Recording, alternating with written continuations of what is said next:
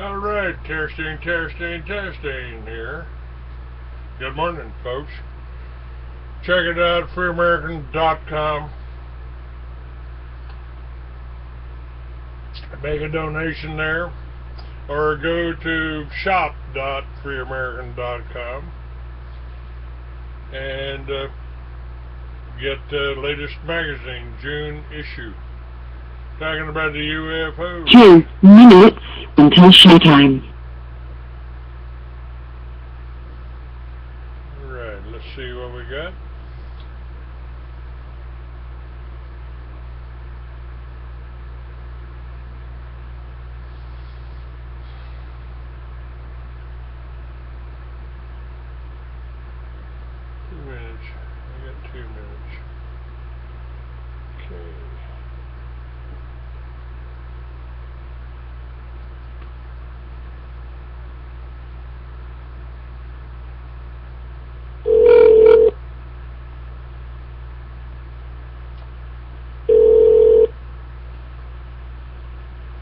Alright, good morning, Truth Radio, Crusade Radio, and Blog Talk about to start here.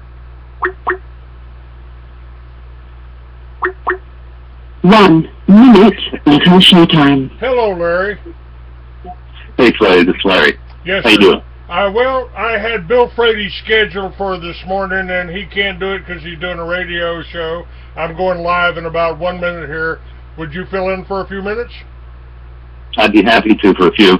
Okay, you can go anytime you want. I've got GOA up. I've got it up on my sites, Blog Talk Radio sites, and I've got information up. I got the website open so we can talk about anything you want. I'd really appreciate it. Hey, wait a minute. Do you want to call me on the landline because we'll have a better fidelity? Well, you sound fine on this end, sir, but I can call you on. Call me at 703. Which one is that? Is that your home or office? It's the home. I'll call you at your home right now. Very good.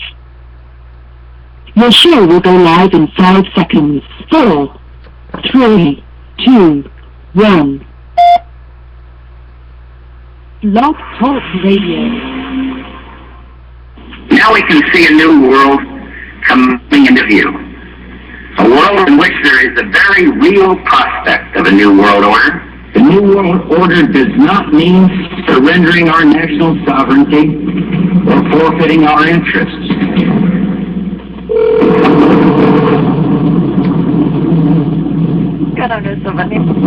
Sorry, good wrong.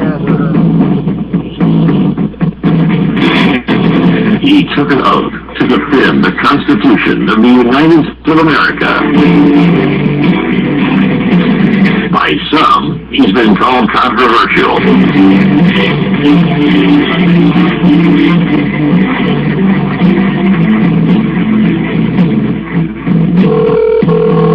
How can I convince you? Okay. Gotcha. You turn your heart away from me each time when I draw near. Your eyes refuse to meet with mine. They burn away in fear. Now, keep in mind that some of my guests have been approached by Homeland Security or FBI saying, why are you going on the Clay Douglas show? My message to those guys, if they're listening this morning, is go get a cup of coffee. Maybe you'll learn something. We both took the same oath, to defend the Constitution against all enemies, foreign and domestic. I don't recall there being an expiration date on that. Well, it's just a show. How can I contain the pain and the pain? Knowing that you're right, blinded by the light. He is the free American, Clay Douglas. Blinded by the light. Catch the Green American weekdays at 7 a.m. Pacific, 10 a.m. Eastern. Every time I think about the damage that's been done, the anger rolls inside me till I'm almost overcome. I want to tear the moon down with the sky and drop the sun. For the podcast and more more details, visit www.freeamericans.com or catch the podcast by phone by calling 832-999-8621.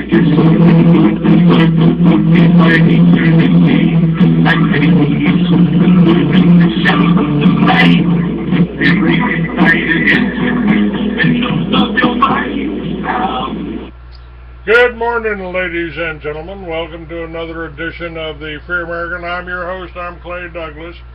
Got a little substitution today. Bill Frady was supposed to be on my show. He may make it for the second hour. But for the first hour, I'm very honored to have Larry Pratt. Hello, Larry. How are you? Good morning. Good to be with you, sir. Good to be with you again. I almost have this little feeling, maybe you could call it deja vu, almost like Gun Owners of America is just kind of hovering over me like an armed angel. Well, I'll tell you what, we're still in a celebratory mood over what happened here in Virginia, where we are located, outside the Beltway, where we lobby the Congress. The election that took place a couple of weeks ago in the 7th District of Virginia was an earthquake. Evidently, it was not registered on the Richter scale of the Republican Party hierarchy, but nevertheless, it was an earthquake. The number 2 guy in the House of Representatives for the Republican Party went down in a huge defeat. Not just a few votes, but 12-point defeat.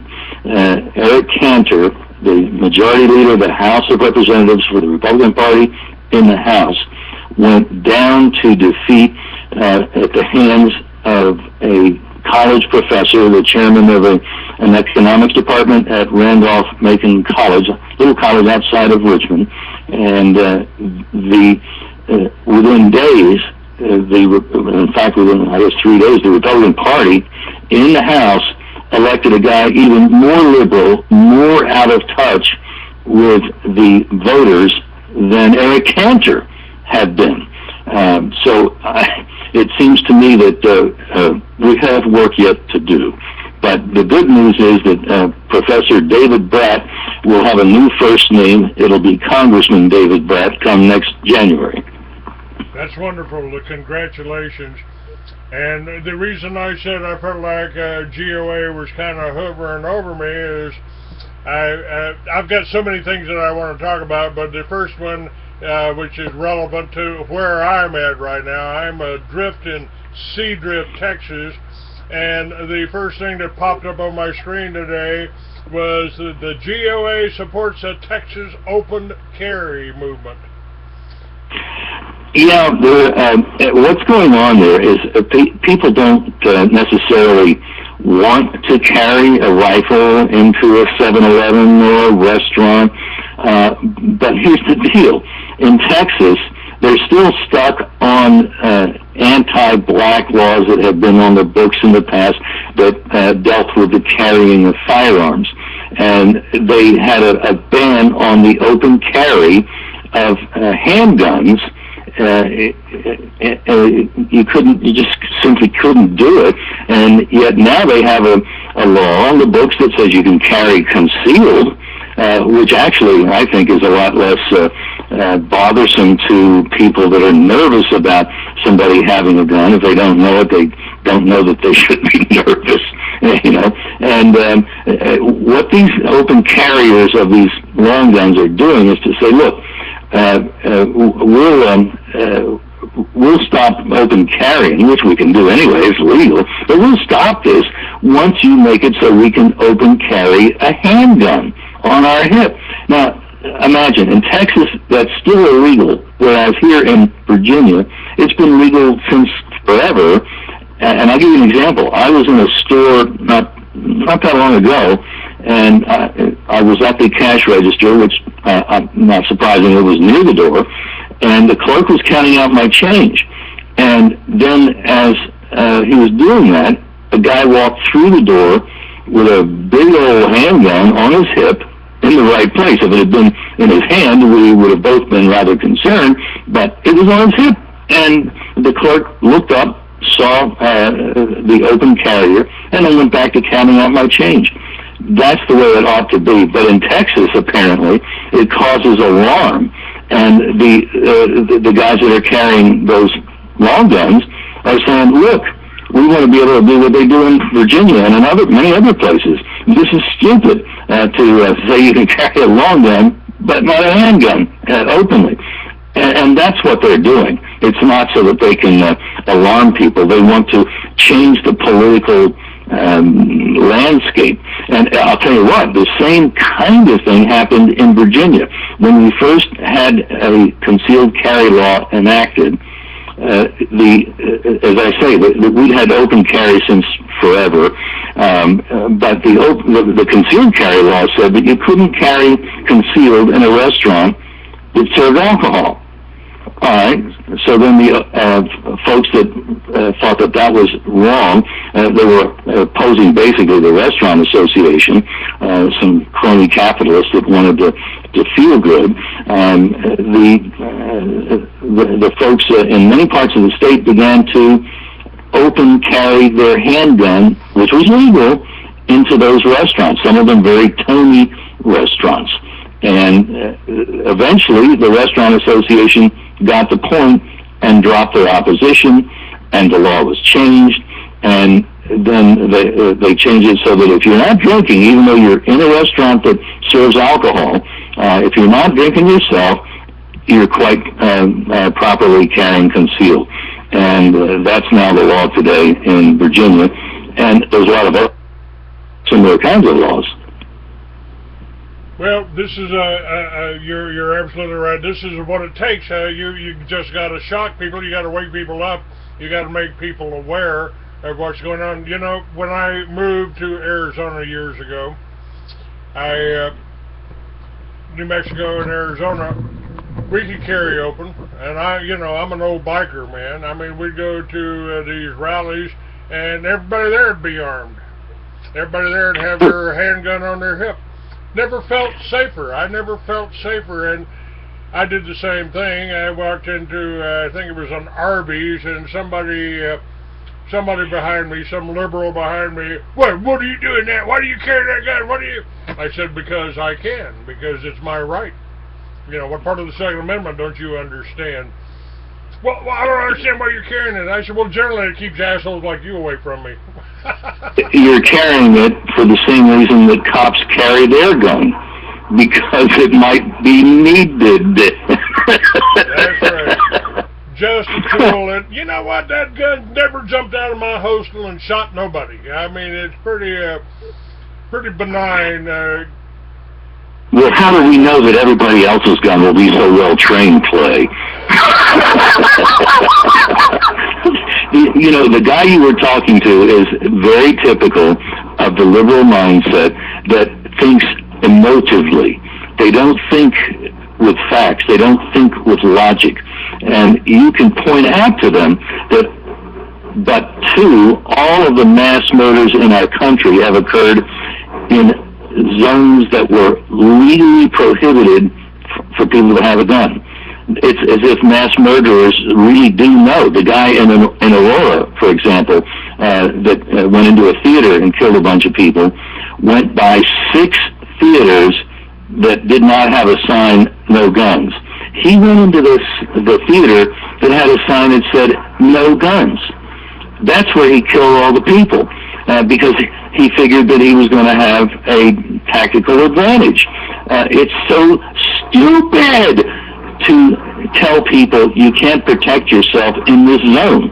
Well, that's exactly where dirtbags go to have their field day. And you can tell people these facts, and they don't feel comfortable knowing that, like that liberal that accosted you. He was not comfortable with you having a gun because you didn't have a badge on. He would have been comfortable with a badge. And that's something, even though people who carry concealed firearms are involved in much less violent crime than even police officers, let alone the general population. Those are facts, and the emotive thinkers if you can actually combine those two words into a sentence, those who respond emotively, they don't get that. Those facts bounce off of them because they simply don't, quote, feel, end quote, comfortable. And so for their comfort, we have zones of mass murder thanks to the way they feel. They have contributed to the deaths of many, many of their fellow citizens. And, matter of fact, I believe this was on Gun Owners of America, up on their front page, upon your front page there. I saw the story about a guy that went into a mall to sell something, to a cell phone or something, and he went into a mall that prohibited armed carry, prohibited weapons. Are you familiar? Right. Are you familiar with that story? That and it was the guy pulled a stun gun or a taser or stun gun on the guy to steal his phone, and somebody walked up with a weapon and stopped the robbery. Well, an even more dramatic case before that occurred in a Clackamas, Oregon mall. A dirtbag went in past a sign that said no guns, because in Oregon you can carry concealed firearms, but there is provision that the owner of an establishment can post no guns. So this mall was posted accordingly. So the dirtbag went in with his gun and began what evidently he was hoping would be a mass murder scene. He killed one person, but as soon as those shots rang out, a guy who had, let's assume, had not seen the sign, no guns, had his otherwise legally carried concealed firearm. He pulled his gun and ran toward the sound of those shots. The dirtbag saw the guy. He, at that point, was partially concealing behind a pillar in the mall. And when the dirtbag realized that the game was over, he did what he presumably was planning to do all along, kill himself. Now, there were who knows how many people that are still breathing today because that guy ignored the prohibition on concealed carry firearms. I don't know if the mall has changed their policy, but I do know, because I checked on it a couple of times, there was never any prosecution of the guy that saved all those lives. You know, I was in Arizona and sitting at an outdoor restaurant, a table at an outdoor restaurant, and a guy came up and said, "Man, this guy just tried to beat me up, just tried to hit me," and so I walked around, and I told the guy to call the police, and I walked around and saw the guy, and he was tagging a building while I was watching him, and I was walking up to him when the cop pulled up, and it was a female cop, a woman cop, and she got out of the car. I told her what the guy had told me, what was happening, and she went to talk to the guy, and I said, "Ma'am, if you don't mind, I will hang around and see that you're okay." And she said, "No problem, no problem." And eventually she ended up getting her back up and getting some other officers there, male officers, and they put the guy in jail.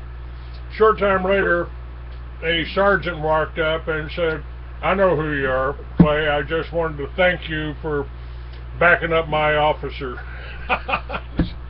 You know, that's the way it ought to be, and it has been throughout much of our history, that the police viewed themselves as peacekeepers and that they were working for us.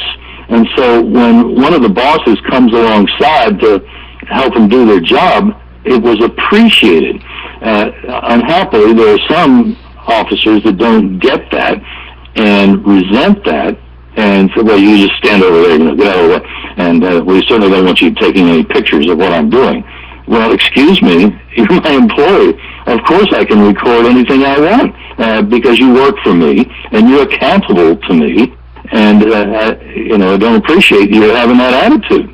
So I think that was commendable, both what you did and their reaction to what you did. Yeah, the female cops, they were appreciative. The sergeant was simply great. And you know, that's the kind of relationship I generally had in New Mexico. Not so much in Arizona, but in New Mexico, after the FBI listed me and their guide to right-wing extremists, and that's something that's happening now. The FBI is considered, you know, more of a threat to our liberty than the criminals. Well, Janet Napolitano, the head of Homeland Security, has issued an alert to all of the different law enforcement agencies, and they have warned them, you know, the people that are pro-Second Amendment, pro-life, pro-limited government, those are the potential terrorists, especially returning veterans. Yes, yes. This was the reason I came out with my book, Larry, the Mystery Babylon, the New World Order Unveiled, because they were trying to demonize Christians and veterans the same way they demonized me for starting the militias in New Mexico. And after this FBI brochure put out of Phoenix, guide to right-wing extremists, started pulling the same thing, saying the same thing that you just talked about there. I made 2 phone calls. The first was to the governor, Gary Johnson, and, you know, I am guilty of starting a militia. They just don't tell you I did it in the governor's office. Yeah, right. and that's the place to start it, because it was being done under lawful authority. The other place that would be a good place to start a militia would be to support a sheriff. And actually, an example of that would be Sheriff Joe Arpaio, who has a larger volunteer deputy force than he has deputies paid working for him. And I think that is the whole idea behind militia, that it's the people supporting lawful authority. And the idea that you would start it in the governor's office is something that, well, we don't want to talk about that. Just nothing to see here. Please keep on moving. The first phone call I made after I found this FBI brochure naming me in the Free American, I called Governor. He said, "Don't worry about it." And I said, "Well, that's easy for you to say, Gary, but frankly, I'm a little worried about this, you know." Everybody's heard of death by cop. And the second phone call I made was to the chief of the state police. He was listed in this brochure, and I called him up, and he said, "Don't worry about it." I said, "Well, that's what you guys keep telling me, but I'm worried." He said, "Of course, because there's always the possibility that somebody in law enforcement will take that seriously and act inappropriately, not thinking, just say, well, you know, the federal government says, that must be true." Well, you know, we ought to know that just because the federal government says something, it is not likely to be true. The president actually had to apologize for his repeated lies about what his health proposal would do. It's an enormous scandal. All of the things, the key points that he was promising were lies, and he had to admit it and sort of apologize. And so the fact that the federal government says somebody is a danger, well, maybe it's because they're a danger to tyranny, to the exercise of dictatorial power. Maybe that's the threat that is perceived. That's the terror. You and I and others like us terrorize tyrants. Well, that's what the Second Amendment's all about. It's about terrorizing tyrants. It's about keeping those in government from going beyond the limits that they should be within. And they don't like that, of course. It just drives them nuts that they might be held accountable. And so that's that's why we have the kind of dialogue that's going on today. It's not really a dialogue. It's a one-way communication of some of those in power who are trying to convince the rest of the population that people, imagine, Homeland Security has actually said that people who advocate individual liberty are extremists. Extremists! Individual liberty, that was the hallmark of our war for independence. That was the spirit behind the Culpeper battle flag, which depicts a coiled rattlesnake on a yellow field. And the rattlesnake, in case the rest of my fellow city slickers don't know about it, the rattlesnake reacts defensively. It does not strike humans in an aggressive fashion. It only strikes when we come within its comfort zone. And you know what? That's what that Culpeper battle flag was there to depict. King George, you've come within our comfort zone. You have violated contractual agreements that you and your predecessors signed with us and our forefathers for the form of government that we are to enjoy, and you're crushing that form of government. You are a rebel. The king was accused of rebellion, and the liberal mind can't get itself wrapped around that idea that the government can be a rebel, that the government frequently becomes a rebel because they exceed the bounds that they're supposed to operate within. And when you go outside the bounds that you're supposed to operate within, you become a rebel. That's the whole definition of being a rebel. You know, Larry, the second call I made on the second day about this guide to right-wing extremists, and I was actually fairly comfortable being called a right-wing extremist by Bill Clinton, but when the real right-wing extremist by the name of George Bush got in office, I don't know, maybe I became a liberal, I don't know. George Bush actually is pretty much a socialist, as was Clinton. And he even admitted in his somewhat awkward fashion of speaking that he had to use a little socialism to save the free enterprise system that we have when he attempted to justify his intervention in the financial markets.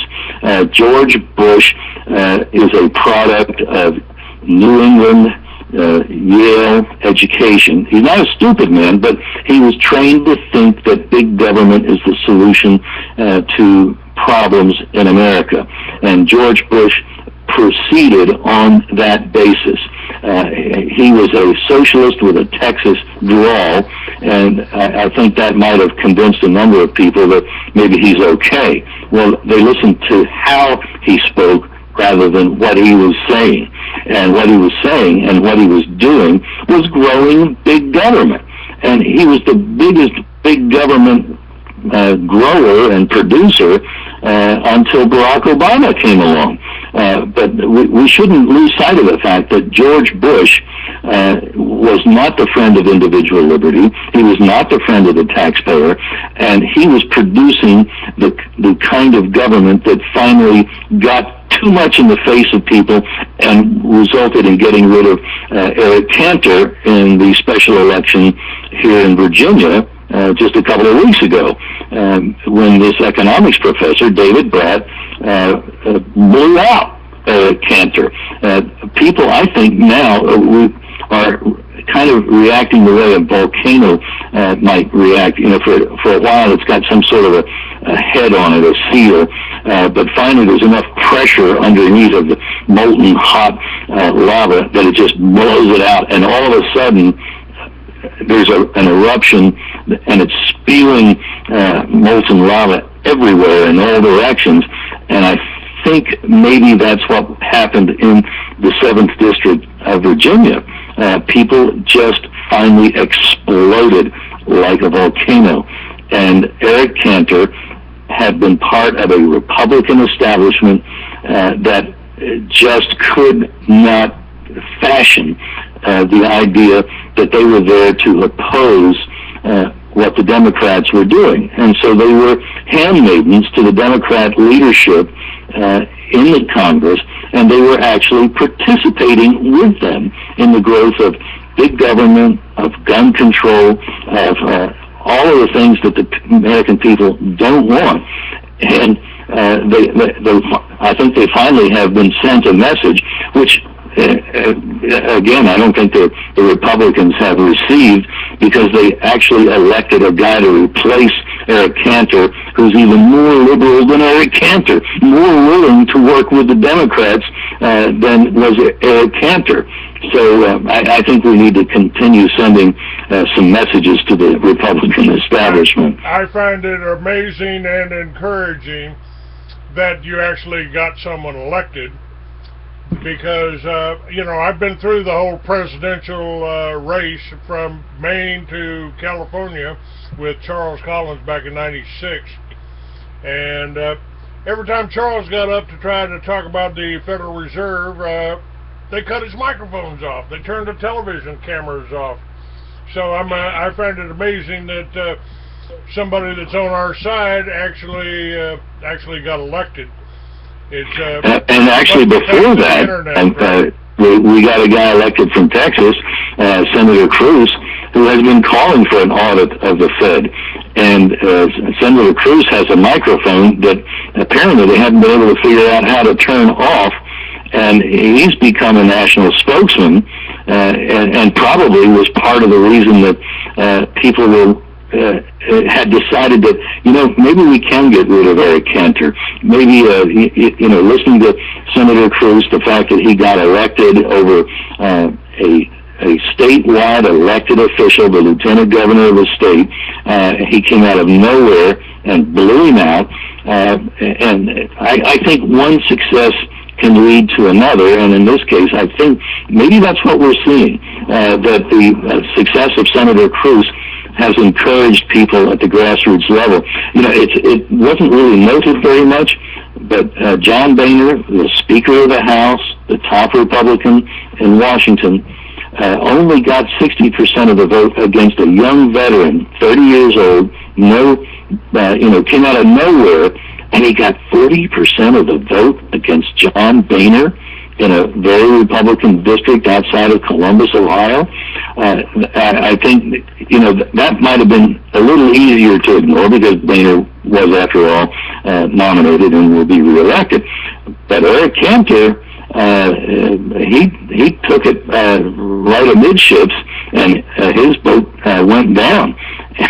It's because people are saying, "Can you hear me now?"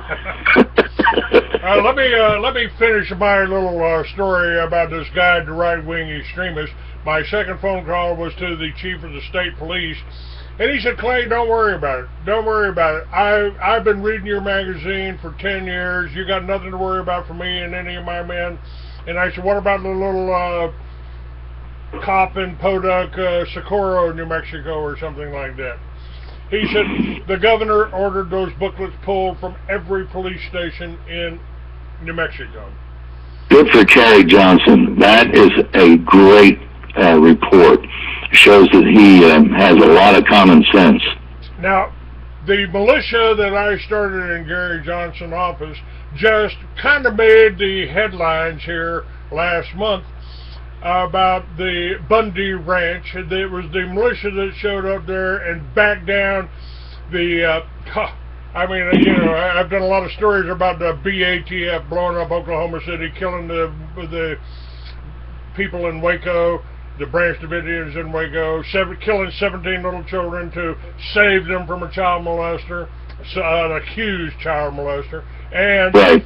The Operation Fast and Furious, which I'd probably like to get an update from you on, because nobody has gone to jail about the killing of thousands of Mexicans using guns that were supplied by the BATF.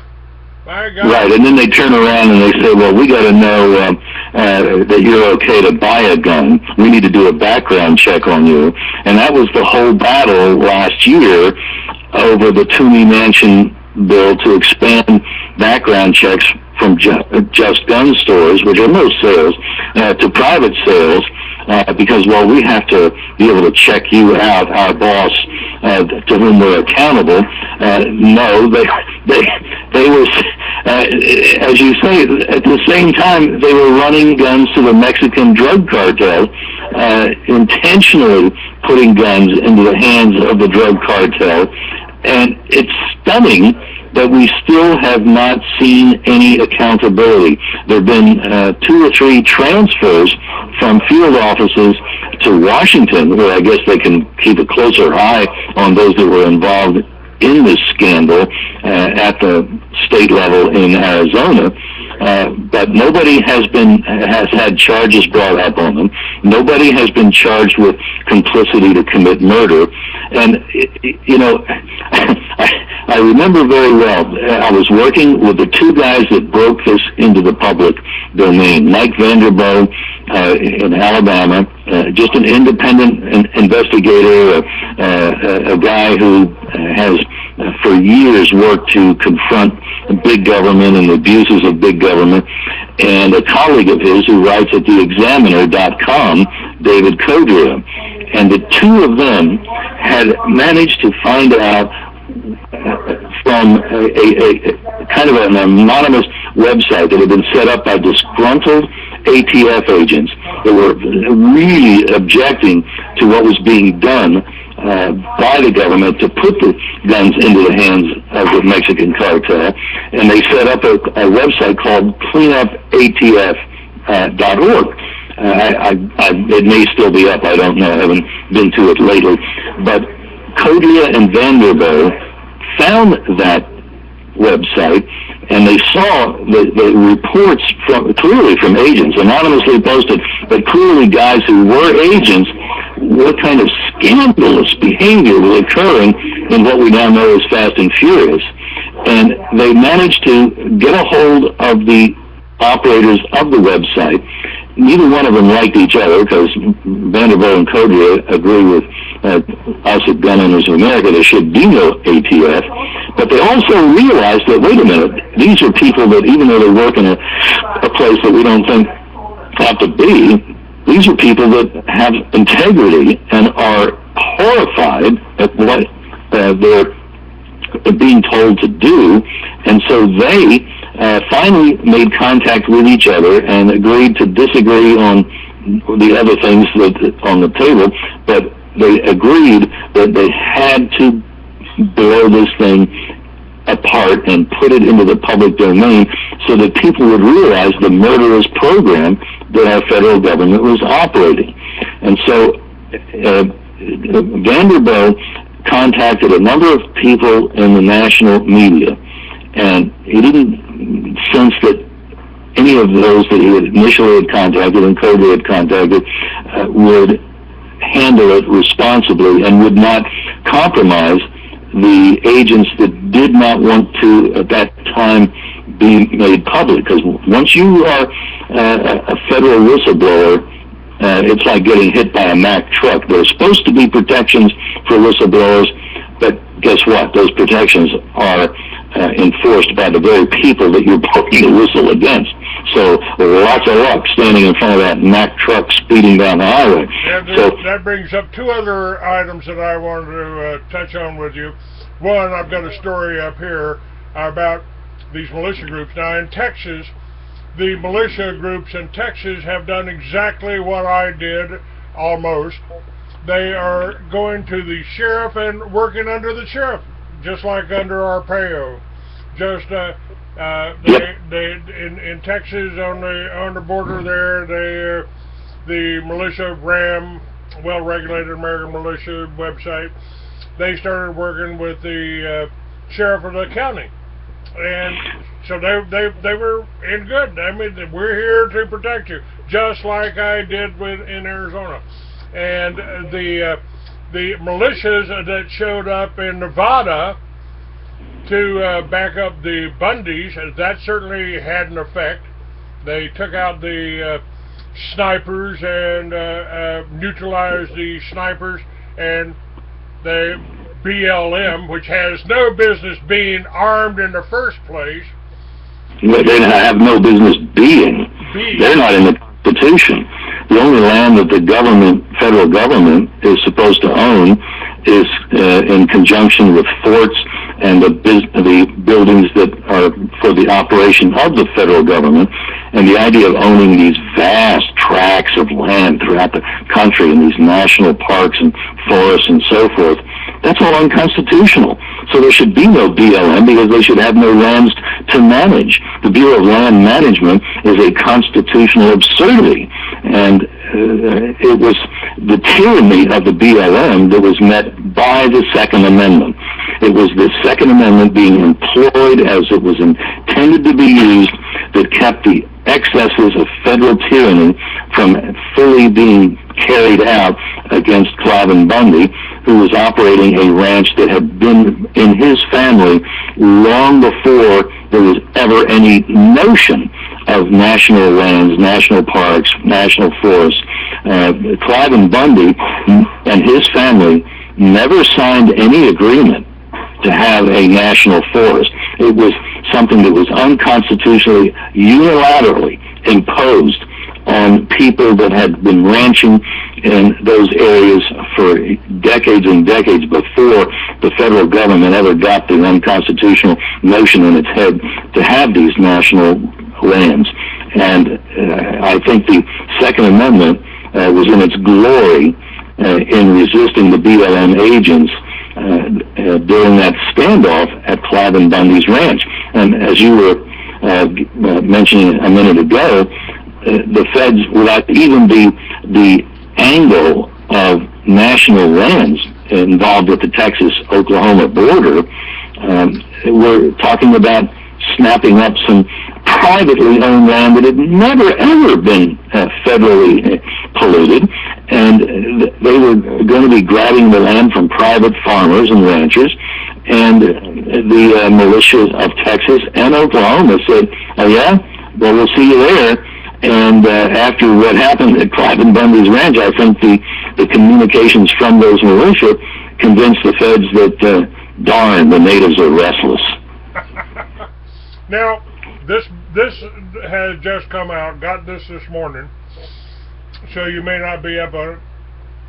Militia groups called to Texas border to halt invasion of illegal. Now, the stories have been, I believe it's made mainstream, that the feds are allowing children, putting them on planes and flying them to other parts of the United States, away from the border.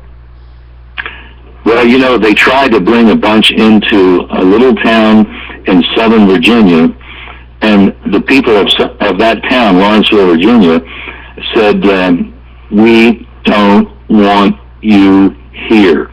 And the feds were not able to leave those illegals there. They were told in no uncertain terms, you're not welcome, get out.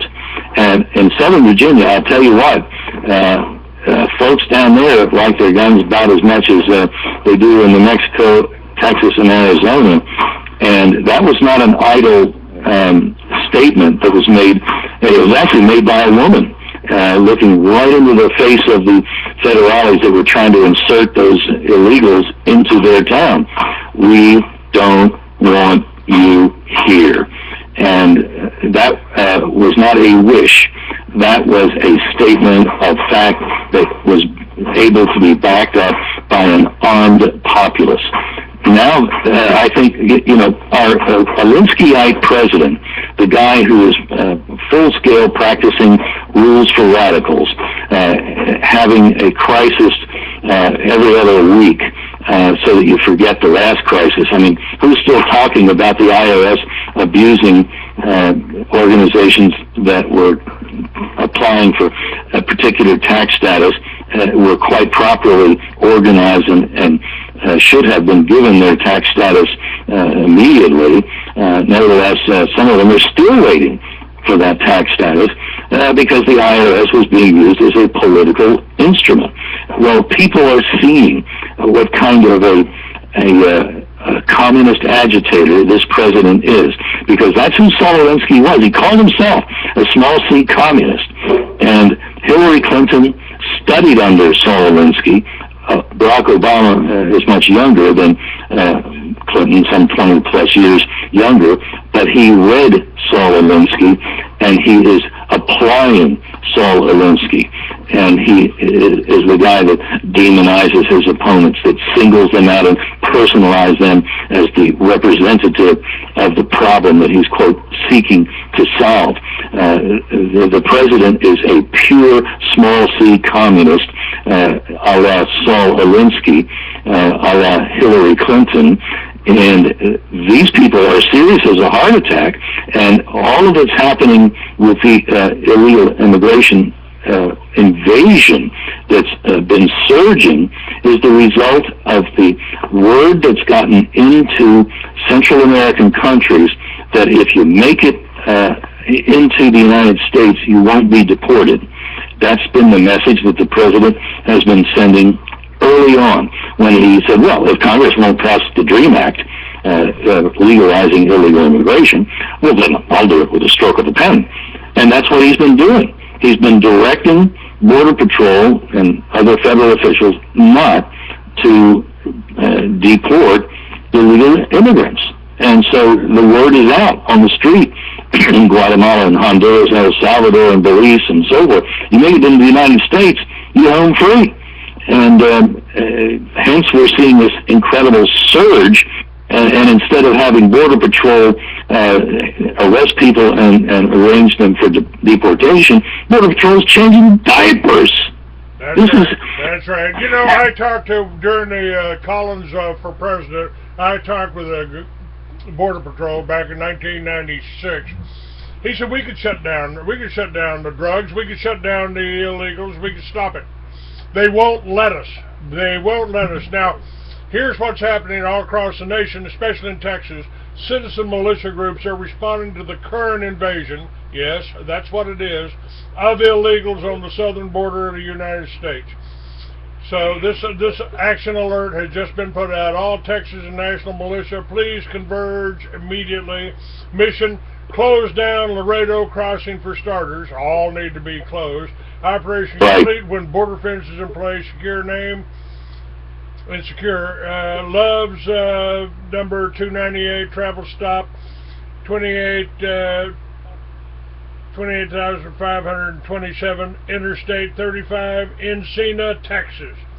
They're trying to close it down, and this may be another bigger than Bundy.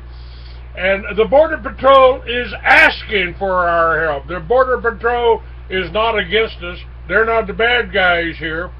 And not the individual agents, that's true, because they signed on for what they thought was to be a job to protect the country from illegal activity, and they're being told to ignore illegal activity, and to their credit, a lot of them are saying, I'm not going to go along with that. I took an oath, and you're telling me to violate my oath.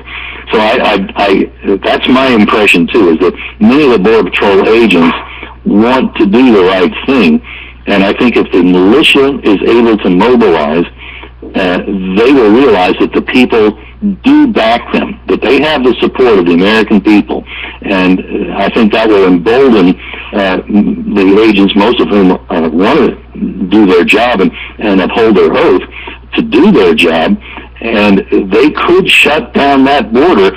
The pity is that the Democrats want to have a whole bunch of people that can vote for them because 85% of these illegals, when they've been surveyed, are pro-Democrat.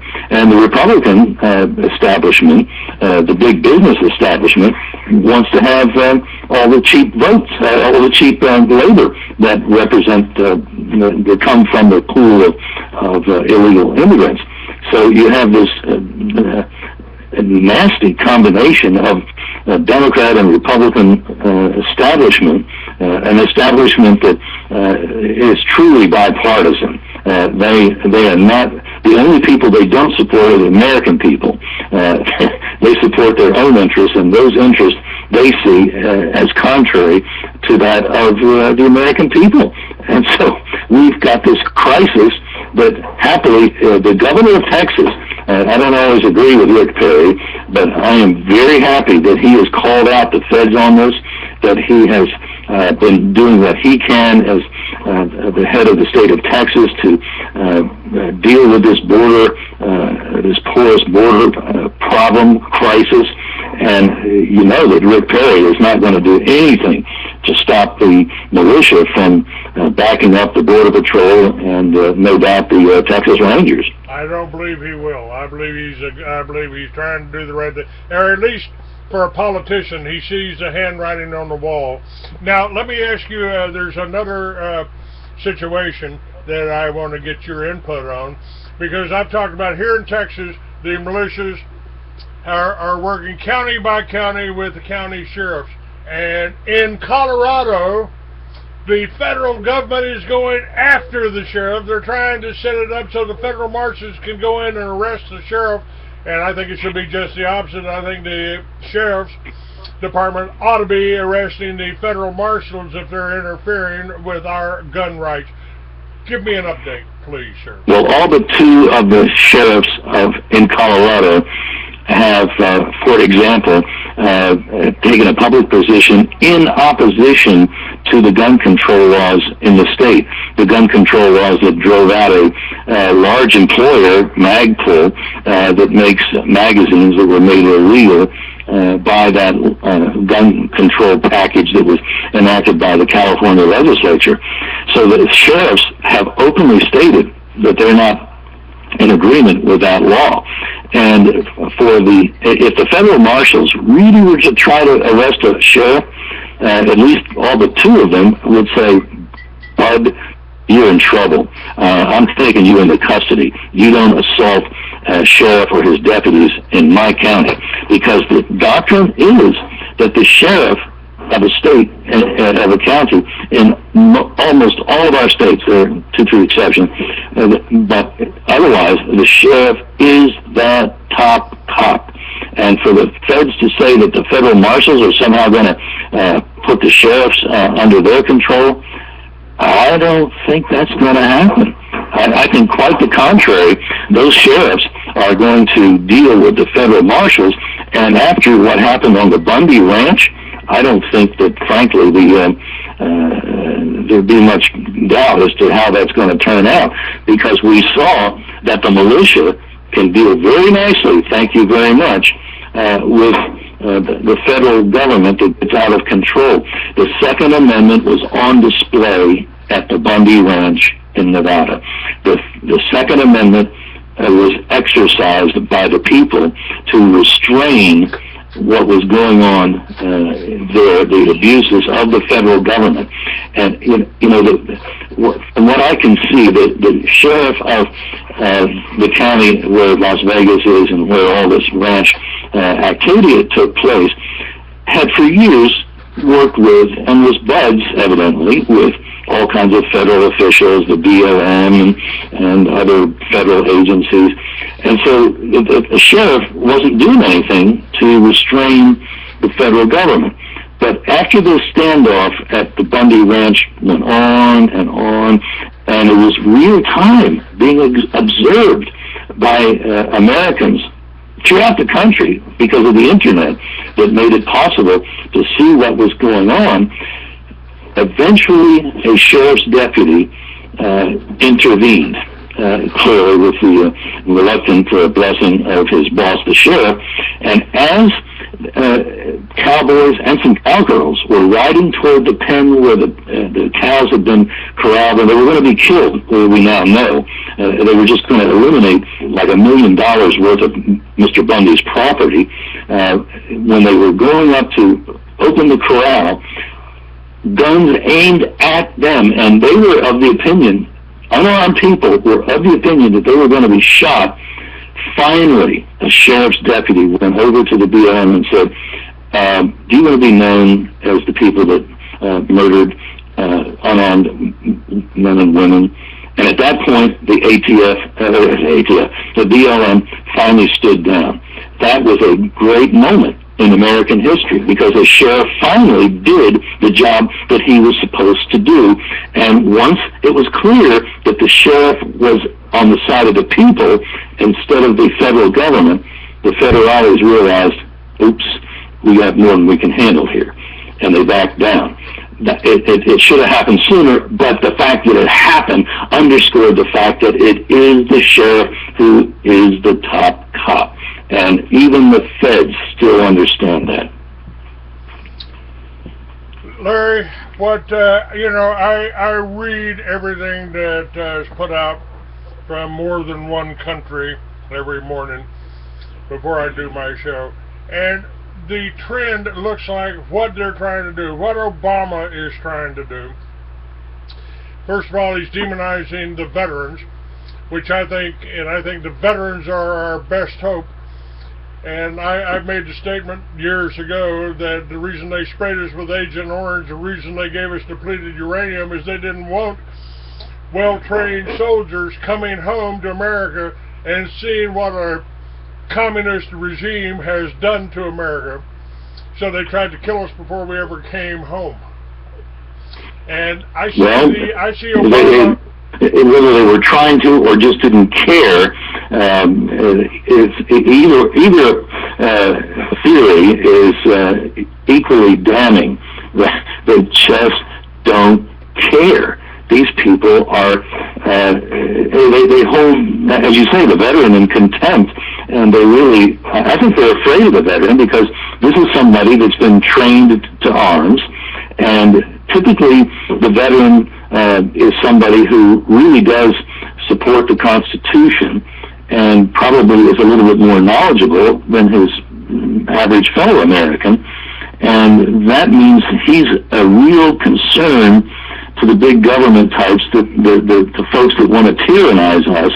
The veteran is a guy who can lead the charge in enforcing the Second Amendment to restrain the government. And so naturally, they don't like veterans because of those considerations. That's why they keep sending us to places like Iraq and Afghanistan and Syria and any place else. They in the film that I did, I filmed the first Homeland Security meeting well over 10 years ago, and somebody stood up, a veteran stood up and said, I'm Special Forces, man. We were trained to go into villages and teach people how to defend themselves. Rather than sending these 400,000 troops in across America because some Americans just won't follow orders, why don't you send us out and let us train these cities, take the towns, take the small towns, and show them how to defend themselves, and then we wouldn't have any terrorism. Oh no, you're going to be in Iraq or Afghanistan or someplace like that. Yeah, that's the last thing they want, is for somebody with military experience to be training the militia in the United States how to stand up to tyranny, because our government looks at us evidently as an adversary. When the head of Homeland Insecurity talks about returning veterans being potential terrorists, when it refers to the American Family Association as a hate group, the American Family Association is Christian. They advocate pro-life policies. They advocate pro-marriage policies, not the current effort to redefine marriage to accommodate homosexuals. That's a hate group that is advocating basic, hardcore, fundamental Christian beliefs. Christianity is a hate group. Evidently, that's who the enemy is, according to this regime. People who really take the Bible seriously. They're the descendants of the people that established the United States, the people that came to the United States to be able to worship freely, to be able to worship the way they understood the Bible would have them worship. And to call that hateful when they would rather leave the country of their birth and go to a wilderness with all of the dangers that were attendant with that. I can't imagine what the first Americans must have been like, because they came to a land where they knew nothing about it, well, almost nothing, really. They'd had certain reports from earlier explorers and whatnot, but basically they came to an unknown land, and they had to build their own shelter with their own hands. They had to grow their own food with their own hands. They had everything they had to do was done by them. And, you know, if you put me in that same situation, I don't know about you, but if they put me in that situation, I wouldn't be around very long. Well, you know, when I volunteered for Vietnam, but I didn't go. They tried to kill me before I got there, but I didn't go. But there was no expiration date on that oath that I took to defend the Constitution. When the Southern Poverty Law and enlisted me, you know, as armed and dangerous. I called them up in New York. I said, "This is Clay Douglas. I wanted you guys to know you finally got something right. I am armed, and if you mess with my family or my country, I'm definitely dangerous." Sure, and that's their concern.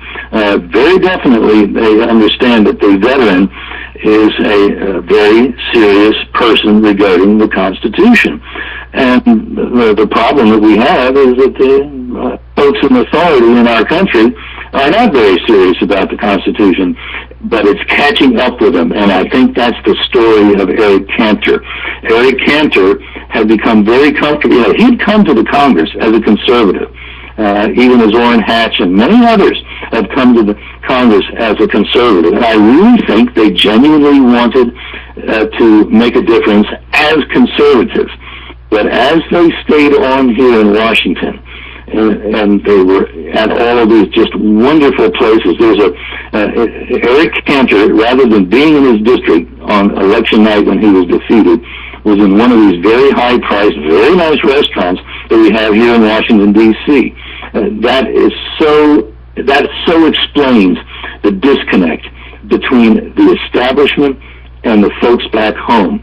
And the thing that may be changing is that the folks back home have gotten their mind around the fact that there is this disconnect, and they're doggone well going to reconnect with the people that they send to represent them, be it in Washington or wherever. And I think that's what's happening right now. And I'm cautiously optimistic that this flame of liberty is growing, and it's going to consume more and more of the would-be tyrants among us in political office around the country at various levels of government, that we are, you know, it's not going to be a perfect clean out. There are going to be some that escape. Lindsey Graham saw the problem early on and dealt with it rather effectively. All right, hold on just a minute, Larry. If you can stay with me a little bit longer, I'd appreciate it. Hang on just a minute while I warm the coffee up.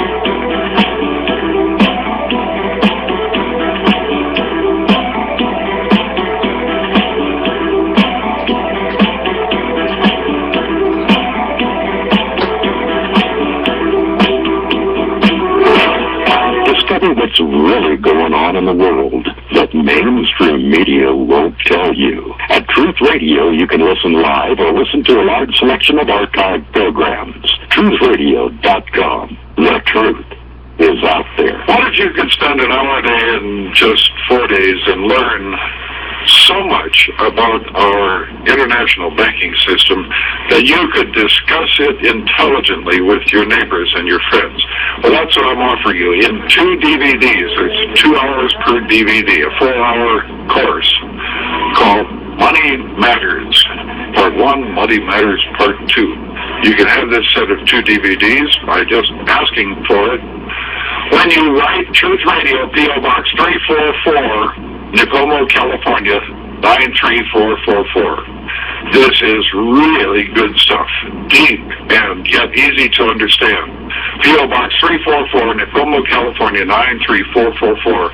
Ask for the 2 DVD set, Money Matters, when you write. Remember, you give, we give. That's our policy. No price. All right. Larry Pratt, Gun Owners of America, is with me. The links to Gun Owners of America is up on freeamerican.com, and I urge you to keep abreast, sign up, become a member, doing You're doing far more than the NRA and any other group out there, Larry, and I'm proud to have be able to call you friend for the last 20 years. Done a lot of my shows. And what they're trying to do to us now is, again, they're trying to separate. They want you to be afraid, folks. I don't want you to be afraid. Well, I've lost Larry. He's gone. Let's see if we can get Bill Frady up. Gun Owners of America. The links are all there, folks. And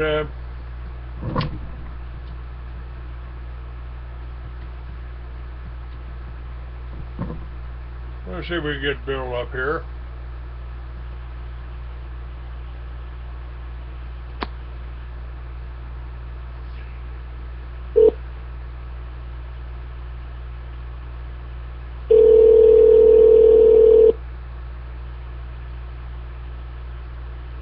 Hello? Hello, Bill. You got any time available? How much are we talking about? Well, Larry Pratt's done the first hour. I've got 1 hour available. You can do any or all of that you want. Doesn't matter to me.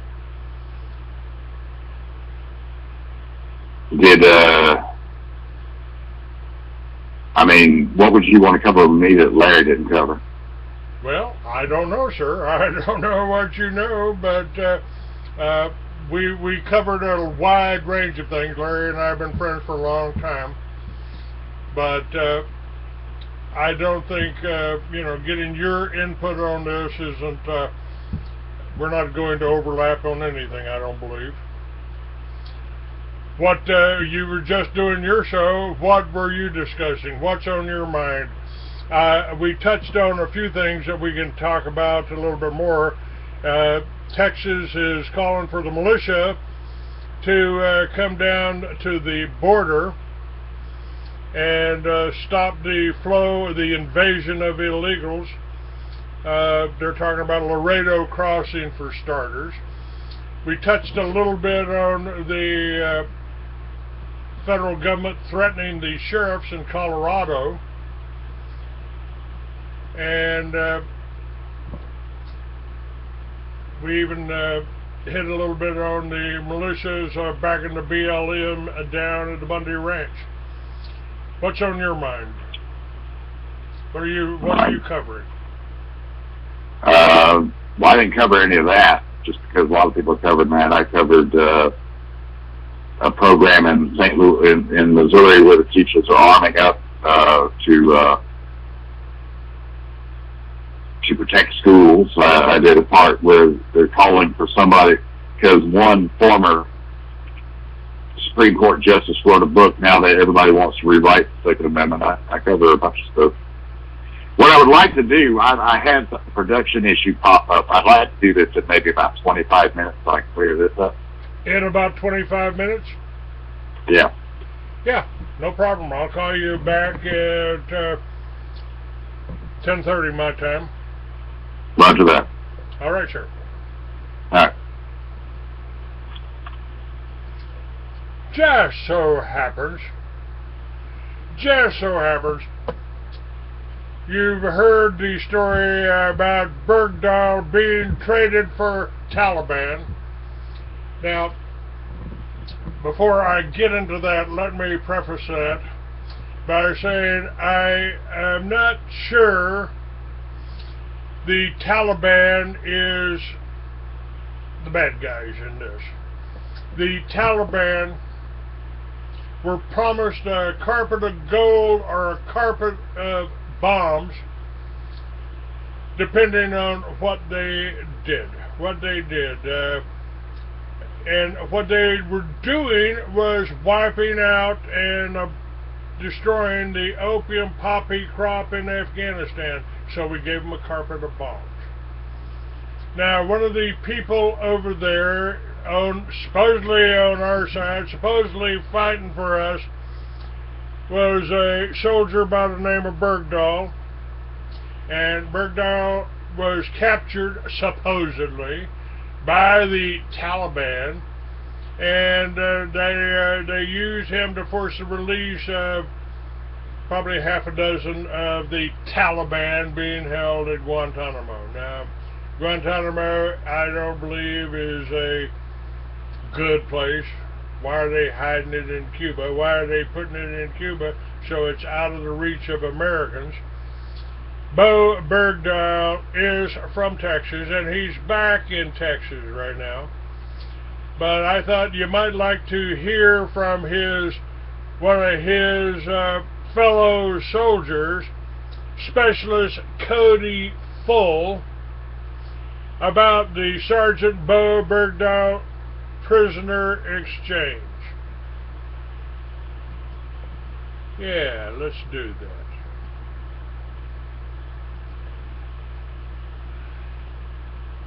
Sergeant Full. The facts tell me that Bergdahl's desertion was premeditated. He had a plan and was trying to justify it in his head. How long he had planned this, I do not know, but it is clear to me that he had a plan and executed it. Countless people looked for him when he went missing, putting their own lives on the...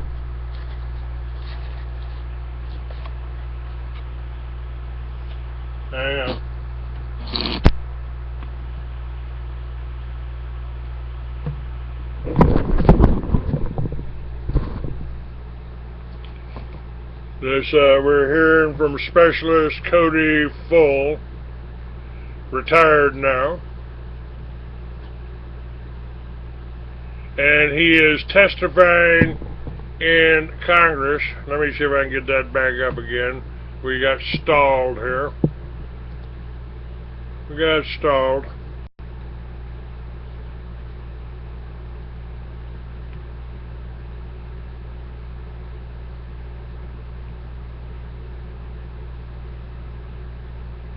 What's happening in the chat room? A hospital is washing away in Minnesota.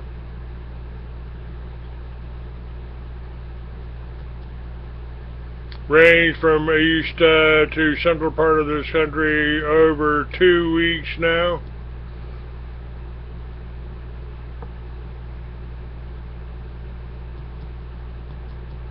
Alright, and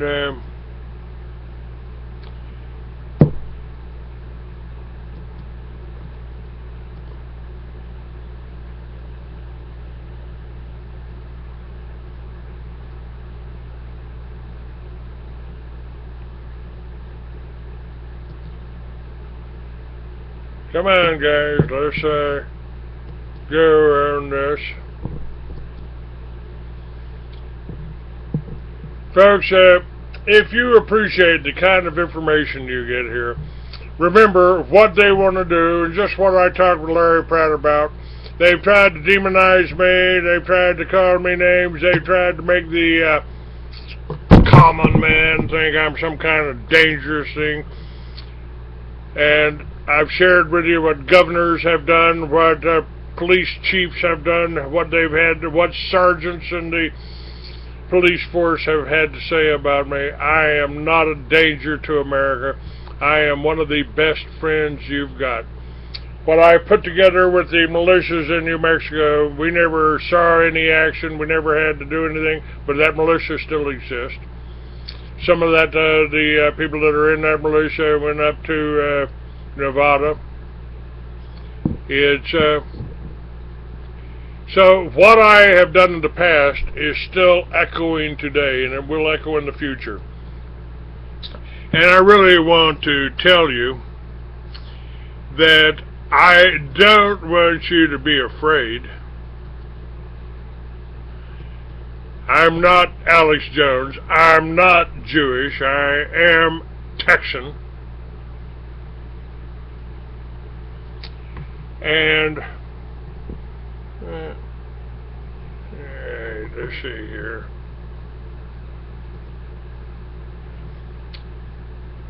I am working for you. I do these shows. I'm working for you. I don't have any sponsors. I don't have any backers because I won't take money from somebody that I don't know, that I don't trust, that I can't recommend.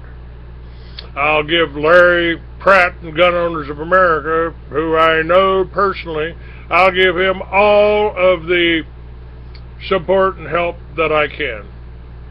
I tell you the truth about him. I know who he is.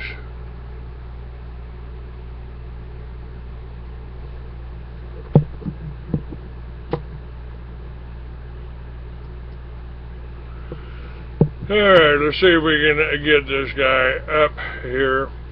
But I do need a little bit of help.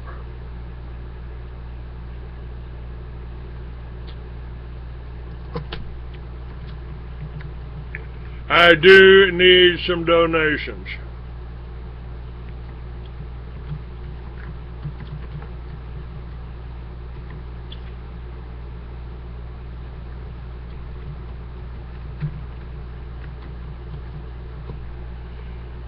It's the only way I have. And I sell a magazine. Now, I publish a magazine. I'm working on the July issue now. The June issue and the May issue are very, very powerful. They are at least as good as anything I've ever done before over the last 20 years. Each issue is powerful in its own right, covers a lot of issues, a lot of different issues rather than just one thing. It's very, very, very good to take, keep, read, and share with other people. Now, if you buy a magazine for $2.99, I don't care. I don't care if I don't care how many people you share it with. Probably the more, the better. Alright, let's see if we can get Professor Terry J. Lovell coming up here. The U.S. federal government has entered into a lawsuit against the state of Arizona. In other words, the U.S. federal government, led by President Obama and Attorney General Holder, instead of siding with U.S. citizens, have sided their brief with the country of Mexico. On one side, we have the citizens of the state of Arizona, including great Americans like Sheriff Paul Babot, who is being threatened by the Mexican drug cartel with execution. That's who's on one side of this. On the other side is Obama, Holder, and Mexico. The President of the United States, in a move that is absolutely without precedent in the history of our nation, has sided with a foreign government against the U.S. state. Let that sink in. In the filing of briefs, Mexico has filed an amicus curiae, a friend of the court brief, claiming that the Arizona statute is racist and unconstitutional and yada, yada, yada. But what's most alarming and upsetting to me is that the country, the United States of America, their chief duties are what? First and foremost, protect the citizens of America from foreign criminal invaders. And instead of doing that, they are suing us. I take this personally. SB 1070 is taken in large part from 8 U.S.C. 1304 CD and E. If you go to the U.S. Code, if you go to... Hello. Yeah, hello. I'm returning call. Yes, sir. Who's this? First, I need to know who I'm talking to. Well, this is Clay Douglas. I'm the Free American, and I'm doing live radio right now, going all over the world. Well, this is Lieutenant Colonel Floyd Brashears with the United Militia Effort in Laredo, Texas. All right, sir. I have just been talking with Larry Pratt from Gun Owners of America. I've just put up your call for the militia to come to the Texas border to Laredo, the Laredo crossing. I've just been putting that information out, and I certainly appreciate your call, sir. And in case you don't know who I am, I published the Free American magazine for 20 years. I've been doing this radio show for 20 years, and the ADL and Southern Poverty Law like to give me credit for starting the militia in New Mexico like it was a bad thing. They just don't tell you I did it in the governor's office. Governor Gary Johnson was certainly aware of it. I've supported RAM here on my website for a number of years, and the well-regulated American militia. And I appreciate the Texas. I've just come back to Texas. I've been in 49 states, but I was born here in Texas and been traveling for 45 years. I'm back in Texas now. And I like the structure that your groups have done here in Texas. Now, correct me if I'm wrong. You have worked with the sheriffs of various counties pretty much as volunteers to help and support the sheriffs, which are, our one lawful type of law enforcement here. How am I doing? You're doing good. You're doing good, man. We are reaching out to the sheriff's offices, and there are works in, right now people are trying to set up everything with the Webb County Sheriff's Office, the primary area. I'm eating my breakfast right now, so you'll have to forgive me. Hey, no problem, sir.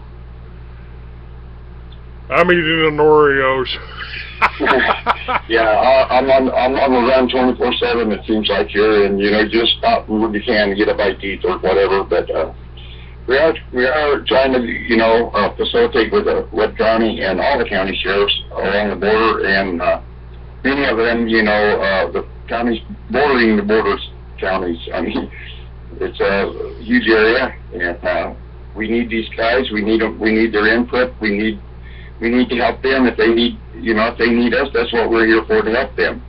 They're our first primary elected officials, and if they refuse help like this, then that's up to the people to find someone new that will, Well, my hats are off to the militias that went to the Bundy Ranch to support the Bundys against the BLM.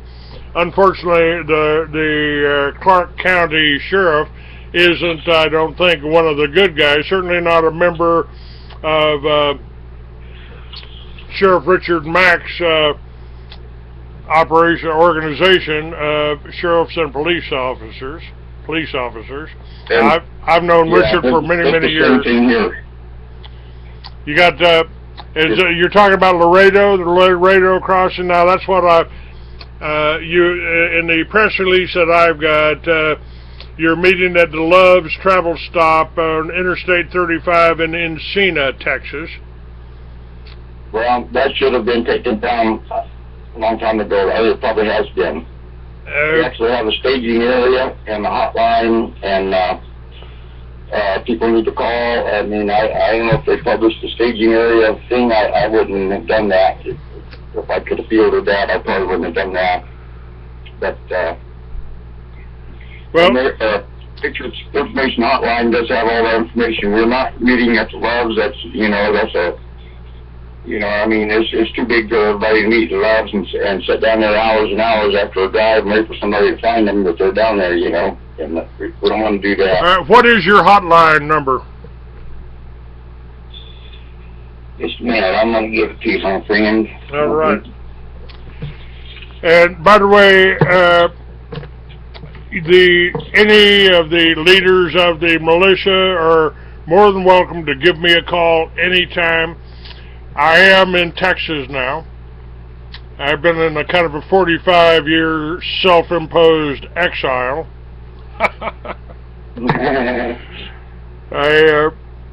God bless Texas. Yeah, God bless. Here's the number to the hotline. Go ahead. I have to lay the phone down just a second. I would love to work with any groups down here. I've been in this fight for a long time. They tried to kill me back in 2004. The magazine was getting a little too popular. I am a biker. I was published in a motorcycle magazine called Arizona's Thunder Riders. And I guess they tapped my phone and arranged an accident. Kept me drugged for 3 months for 3 broken ribs, $750,000 hospital bill. Hard to do a radio show when you're drugged out of your mind. Got no memory of 3 months in the hospital. But I'm here in Texas now. I'm down on the coast. I don't see much activity. I'm adrift in Seadrift, Texas, between Houston and Corpus. And I haven't seen a lot of activity here. Very few people have gotten in contact with me. But, you know, anybody that buys into the ADL or Southern Poverty Law propaganda is probably scared to death of me. My career now spans pissing off 4 presidents. And in my... Fortunately, I haven't had to deal with any of that yet, I'll tell you, man. I won't look forward to any of that. Well, ain't been exactly fun, but we're in a war here, and these illegals coming across this border, they're being run across the border.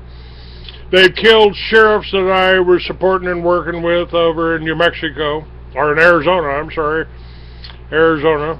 Larry Deaver.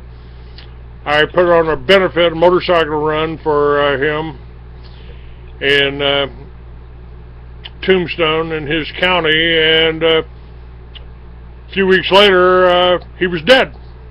So we're playing a serious game here. It's you know. We are, man.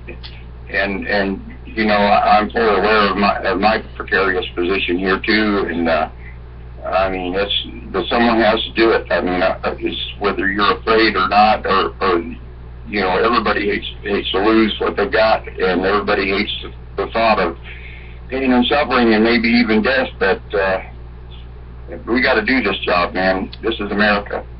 That's right. Before father stood up, I got to stand up. That's right. I took an oath to defend the Constitution when I volunteered for Vietnam in 1964. There was no expiration date on that. I didn't go to Vietnam. I was lucky. I was spared. Well, I don't know how lucky I was. They tried to kill me before I got there. But possibly scored too high on the officer's candidate school test. But it's kind of similar to my experience in that era. I'm also a Vietnam vet and was scored high on officer's candidate school and everything that they had. You know, I mean, we won't worry about all that. That's behind us. That's behind us. This time. And you know, we've really got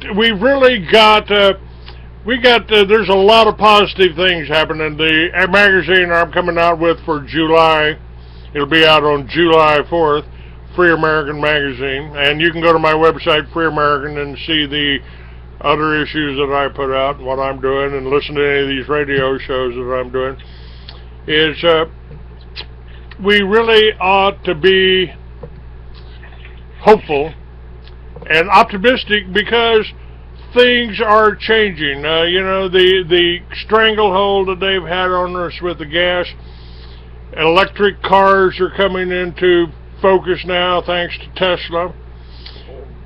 The technology, the discoveries they're making with the batteries, with the I mean, they're even talking about building roadways out of solar panels that are practically indestructible.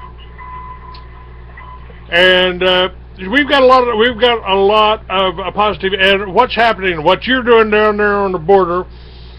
What the sheriffs are doing up in Colorado and Texas, and Utah and all up there. I'm telling you, my hat's off to them boys up there. Yes, sir. Yes, sir. We've got a lot to be positive of, and the tactics of this whole new world order that I've been exposing for 20 years is divide and conquer. They want you to be afraid. And I don't think we got any reason to fear. What are they going to threaten us with? Death? Nobody gets out of this world alive. It's what we do here. I'm 64 years old. I've had a good life. And, man, here's my chance to go out in glory. If that's the way it is, that's the way it is. Hey, my 68th birthday is coming up here. And so, you know, you can't scare me. I had that accident 10 years ago. Everybody said, "Aren't you afraid to ride now, Clay?" I said, "You ever trip? You afraid to walk? No, I'm not afraid to ride. Nope. And the bikers out there, we just had Rolling Thunder in Washington, D.C. I've been promoting that for 20 years. And many of those bikers are veterans. Our veterans are our best hope. And everything I try to do is in support of the veterans because I think the veterans are our best support. And many of those veterans have become the militia. Because in the end result,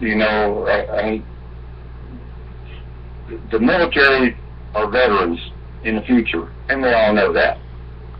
And when you start seeing the country not take care of our veterans and making them third-class citizens and absolutely putting them through the worst hell on earth, and then giving them nothing to hang on to here, but more grief. The guys in the military know that, and they're going to be coming home. And I had a gentleman who was just being deployed, and him and I talked, and I said, I don't know, we got to talking, and he said, you know what my biggest fear is, man? And I said, shoot it at me. And he says, I fear that I'm going to go to war, and I'm going to have no place to come home to. And I told him, I made a vow that as long as the militia can breathe, this country will remain free. And I'm in it, man. I'm in it, and that, in all reality, is exactly the motivation in me, and the motivation for that, because the only way to keep this country free is stop the people that are trying to make it unfree. That's right. When the ADL listed me in their brochure 20 years ago about armed and dangerous, I called them up in New York. I said, you asshole finally got something right. I am armed, and you mess with my family or my country, I'm definitely dangerous. Now, the veterans are our greatest hope. They don't want charity. They don't need charity. What they need is our doors open to them. Put them to work. They can teach us how to defend ourselves. I've got a film out called The True Face of FEMA. I filmed the first Homeland Security meeting. Colonel John Brinkerhoff was lecturing law enforcement in Sandia Labs in Albuquerque, telling them in case of a single outbreak of smallpox in a major metropolitan area, an earthquake of sufficient magnitude along the New Madrid fault line, or a hurricane or natural disaster or an atomic attack on this country, we'll need 400,000 well-armed, well-trained, organized, disciplined troops to control the American people, because some of them won't follow orders. And that's right. There you go. I said, you're damn right. I said, some of us won't line up on the Kmart parking lot to get a vaccination. They'll give us a disease that's been eradicated in this country for 100 years. And some of us, and that's Larry Pratt and I were just talking about that. We're here, the militia that I helped start and encouraged to go across this country. We're here to help the sheriff. We're here to help the people. I swore after I saw what happened at Waco, I would never sit back and watch something like that happen again without trying to do something. I started the militia in this magazine and this radio show. The American people must be the voice that's in power. And when American people are not the voice in power, we as militia and we as Americans and we as veterans and we as the people that have, the responsibility is falling on us, on our generation, to ensure freedom. And the generation before us did so. So what is the matter with this generation that we can't do so too? They had just as bad hardships as we're going to have. They had everything. Washington had nothing. He had nothing when he began. And a few militiamen speaks well of us.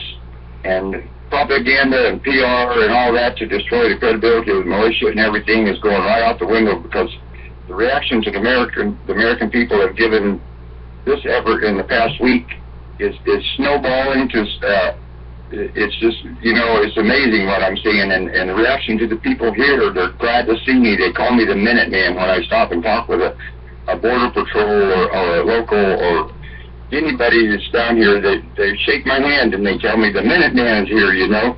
And it's not a personal thing, man, that makes me feel good. It is to know that these people see some hope and that maybe things will change to the better for them because somebody else cares. And it's not about greed, it's not about how much, what some lobbyist wants or some contractor wants. It's just, let's keep America safe. Let's keep America free. Well, I'm encouraged. I've been doing this for 20 years. I just had a gentleman by the name of Harrington on my show. He's gone down to San Diego. He's trying to get the Marine out of that Mexican prison they've thrown him in because he was armed. And I appreciate what you're doing there. Are you down in Laredo now? I am in Laredo, yeah. All right. If I can help in any way, if there's their war on me. There is a way you can help. You talk to your readers and your listeners and tell them that this is out of each and every militiaman just reaches into his pocket, buys his own gas, his own bullets, his own helmet, his own boots.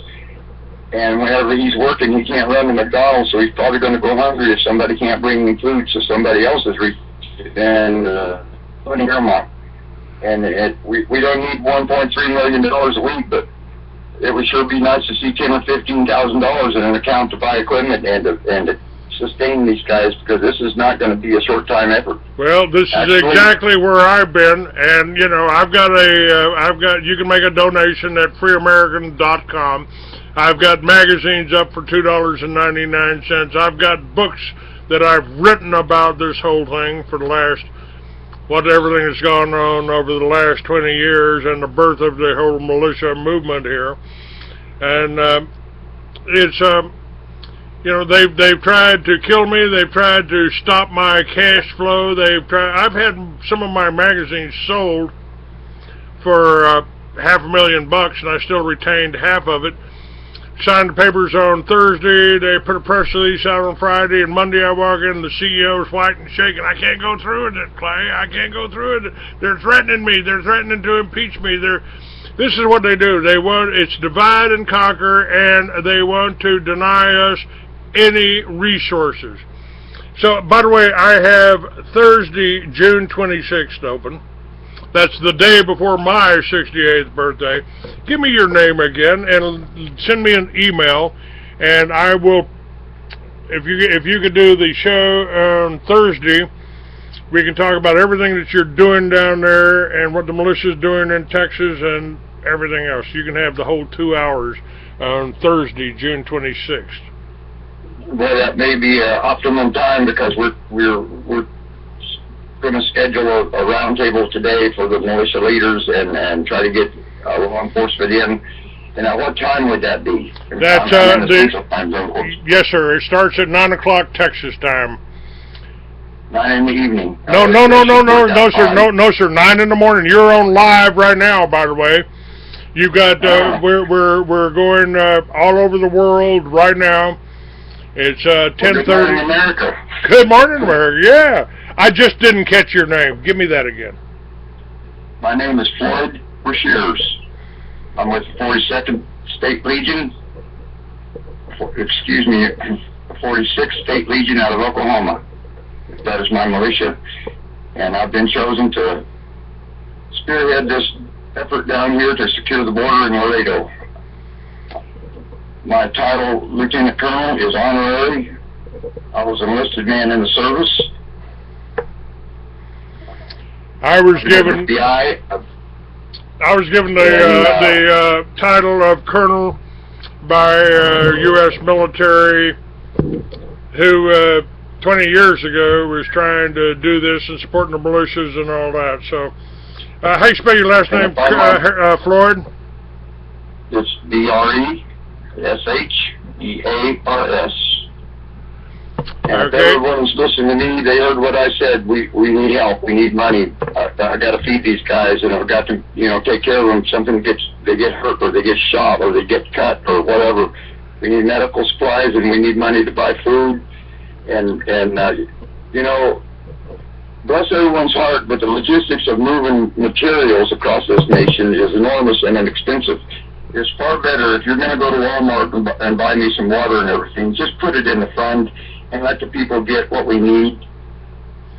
That they're handling that get what we need, because I am in close touch with those folks, and they're helping immensely, and we do have a fund going, and I'm about to get off the phone and go and call on this fund and you know, and bless the people that have already sent, and bless all the militiamen that are on their way here, and all the militia groups that are, you know, doing everything they can. America, this is the beginning of a major effort to keep America free, and it is a historical moment, and I hope everyone really searches their soul and says, do we want to keep America free, or do we want to get in the Kmart parking lot and take our shots, and maybe get on the bus because we won't, and go to the FEMA camp, or live in fear that they're going to spy on me and I can't say anything and they're going to come get me. Well, we're stepping out in the open, and we're not afraid of that. And we're telling them, if you come get us, you're going to have to bring coffins, because that's not the way this is going to go down. We're not walking off like sheep. That's right. And Floyd, if you will, my email address, you can get all of that off of freeamerican.com. I've had that site for 20 years. And if you send me an email regarding what you need, where they can make a donation, whatever you send me, I will put up on the left-hand side of my page. And within 30 minutes here, I will have your name up on the website for Thursday, June 26th. And if we can get, if I can get some donations in, and we can get you some donations in, I would be happy to spend my birthday down there with you. June. Well, welcome to the effort, brother. We need everyone we can get, and people that are reaching out with a voice to America are paramount. And I'm not being selective. I want everyone to know this, that I will talk to a liberal, I will talk to anybody, and I will sit down and we will exchange ideas. And if you have a good idea and it works, I can adopt that. But if I have a good idea and it works, I ask that you adopt it too. Have an open mind with this, because this is not about party affiliation. This is not about where you live in this country. This is not about anything but just preserve our freedom. And our southern border is wide open, and everybody in the world knows it. They are all converging on that border, and they're already there. That's the problem. They're already there, and that's why the militia is being called and put on position, because it is going to be too late for anyone else to do this. And by this effort, the Texas National Guard will be activated, we will be reinforced, and our forces will grow, and we will succeed. It's the story has come out that Rick Perry is looking for a few million to secure the border, since the U.S. government won't. And since every plank on the Communist Manifesto is intact in America and has been for 100 years, well, that might have a little something to do with it. Well, I will not say anything against Governor Rick Perry. I don't know what position he was in, why he didn't have this done already, but I'm hoping that our effort has woken a lot of people up, and that it has untied his hands, if that is the case, or if that, whatever reason, he didn't get to activate the militia or call on the National Guard, or whatever the reason is. I do not judge that, because I am not privileged to that information. However, I feel that by our effort here, and by being public and out in the open and doing everything, that we have untied his hands. Now let's see what he'll do with it. That he will jump in here and absolutely take control of this border. All right, and again, I would really like to be down there with you, and I will help promote it as much as I can. Whatever you send me by clayfreeamerican.com, I will put up on the website. I would like to get the accurate information. where you can meet, what we can do. And folks, if you're on your way, you're down there, and you want to send a donation to Clay at freeamerican.com, or just freeamerican.com, click on any of the donation buttons. I will use that to come down to Laredo too. I'm not that far. Before I get off of here, I have this contact the Patriot information hotline. Okay. They have a Facebook page and a number, and I'm about to make a real bad enemy of someone I really care about that's working really hard and not getting a lot of sleep, but I'm going to give this number out, and it will really put them to work. The number is 559-726-1300. You can get everything you need to know, where to donate, where to send troops, where to send supplies. If you have supplies and they're not going to send funds, then bless your heart. We need all the help we can get, from $1 to $1 million. I mean, it's a major effort, one that my heart is into, and if I don't get funding, I'm actually going to sell my home and all my assets and put everything I have into this, because I believe in it. Well, I've already done that. I'm living in a fifth wheel on the coast here in Texas, just right between Houston and Corpus Christi. So, you know, I got a back room back there if you need a place to crash here. I may have to take you up on that, sir.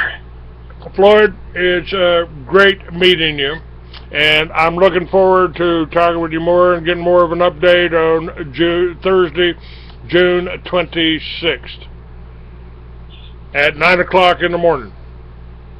As do I, sir. Thank you very much. Yeah, now we're on Texas time, which is the same as Tulsa time. That works for me. All right. God bless you, and that's really just a nice ride for me, and it's nice weather, so I'll be happy to. You can look for the cowboy on the Harley.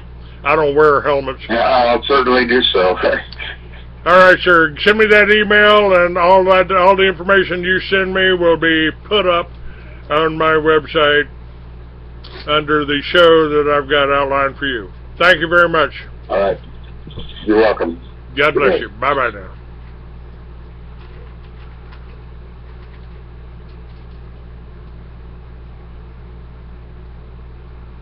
All right.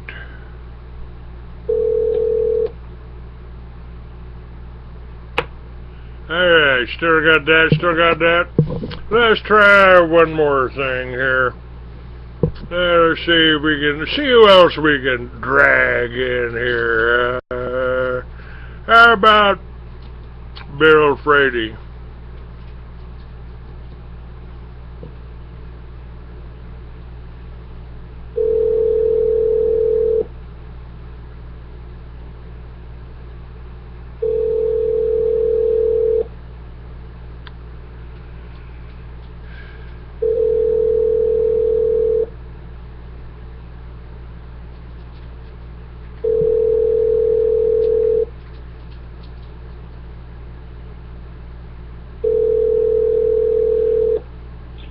Hi, this is Bill Petty of Gun Owners of America Radio. Please leave your name, message, and number.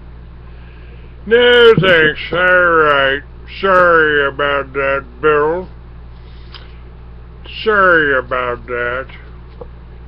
Now, let's go back to our Bergdorf's. Can we get this?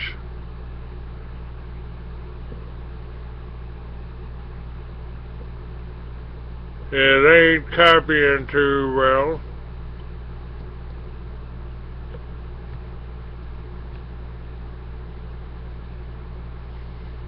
This is C-SPAN 3 here. We're trying to get on, but it ain't letting me on here. Let's see if we got this. We can connect here.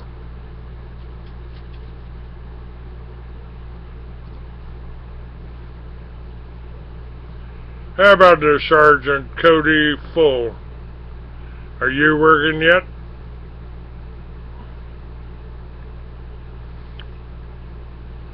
This is being evidently being blocked too. It just ain't coming up.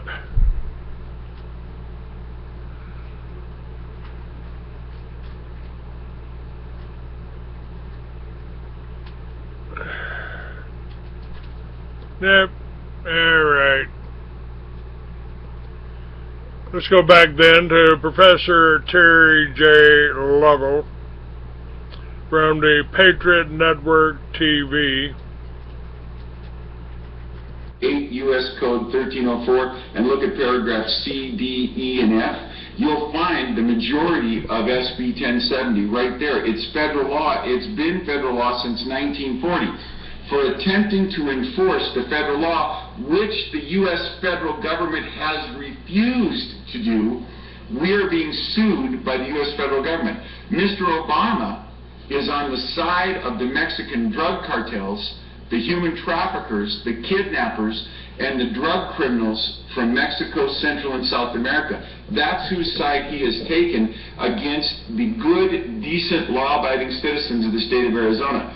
Sheriff Babot is in a position where he has been threatened. He has been informed by the DEA, the Border Patrol, ATF, and other intelligence-gathering law enforcement agencies that there are credible threats against his life. He's been marked for assassination by the Mexican drug cartels. And President Obama, instead of saying, look, I'm the chief law enforcement officer, I'm the chief executive officer, Mr. Holder, instead of saying, I'm the chief law enforcement officer in America, and I will not let foreign countries' drug cartels threaten my sheriffs, I won't have this, by God, this won't stand.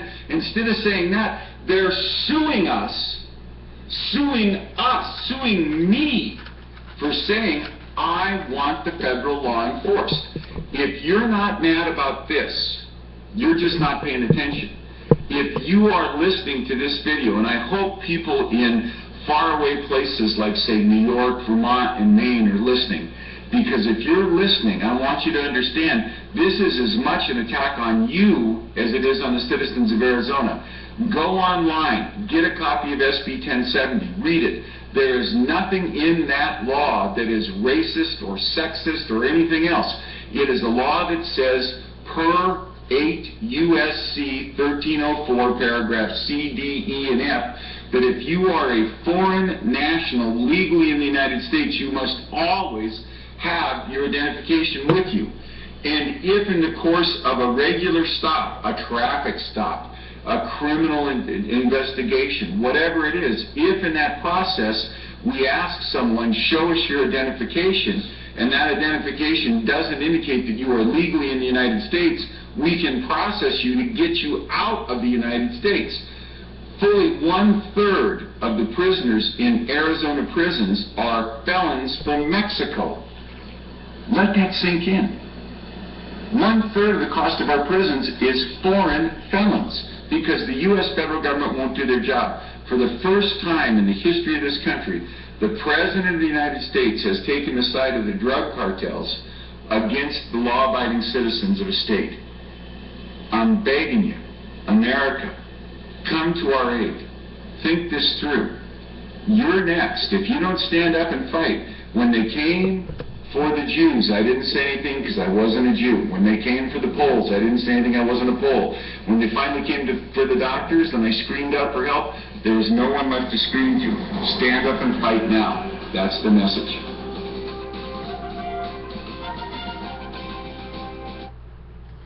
All right. That is, I've tried to get this burglar back up. Let's try to get it one more time. Evidently it's being blocked. It's C-SPAN, a recording from C-SPAN. But to give you a little background on it, Bo Bergdahl's former platoon mate, Army Specialist Cody Full, testified before the House Middle East and North Africa Terrorism Non-Proliferation Subcommittee regarding Bergdahl's state of mind and actions leading up to his desertion from his unit. It's clear to me that he had a plan and executed, said Full. Knowing that someone you needed to trust deserted you in war and did so on his own free will is the ultimate betrayal. He continued with his prepared statement, you should not be able to desert your fellow Americans without consequences. Bergdahl should not be characterized as having served with honor and distinction. Full concluded his comments with a list of charges including desertion, missing movement, disrespect towards superior commissioned officer, insubordinate conduct towards a non-commissioned officer, failure to obey order or regulation, misbehavior before the enemy, and misconduct as a prisoner.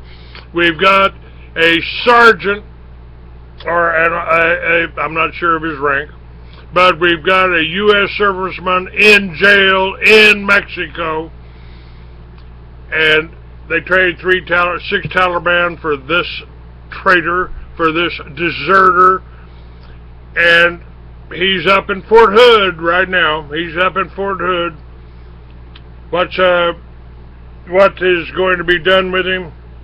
Is he going to be honored? Or is he going to be incarcerated for desertion? He wasn't just captured. He deserted and went to the Taliban, and they used him to bring in, to get some of their own freed. Now, I don't blame the Taliban for doing that. They didn't initiate this. Bergdahl did this.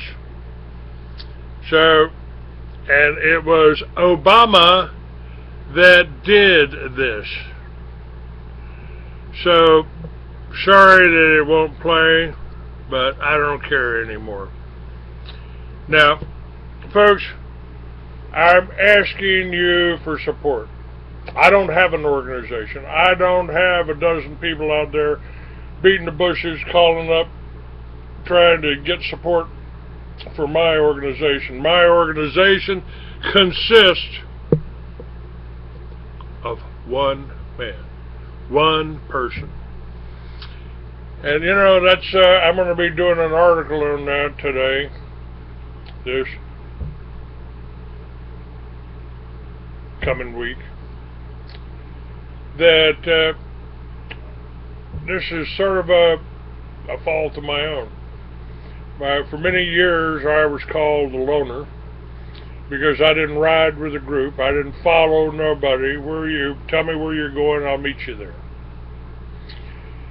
And part of the problem I had, now this doesn't mean that I was accused of being a hermit. I dismissed that. What do you mean a hermit? I talk to thousands of people a day. What do you mean? But do you ever go over anyone's house? No, don't. And so when the accident happened, when my family was driven off, when they tried to drug me, tried to kill me 3 times, when the accident didn't kill me, they tried to overdose me. That was their only mistake. I didn't have any backup. I didn't have anybody. All the time before, for years before, I always had people, always had employees, I always had family to back me up, to take over if I got laid up, if I had an accident. I always had somebody I had some backup. That went away with the accident, with the demonization. Companies worth $1 million were shut down by people calling, you know, Clay, he's a racist, he's an anti-Semite.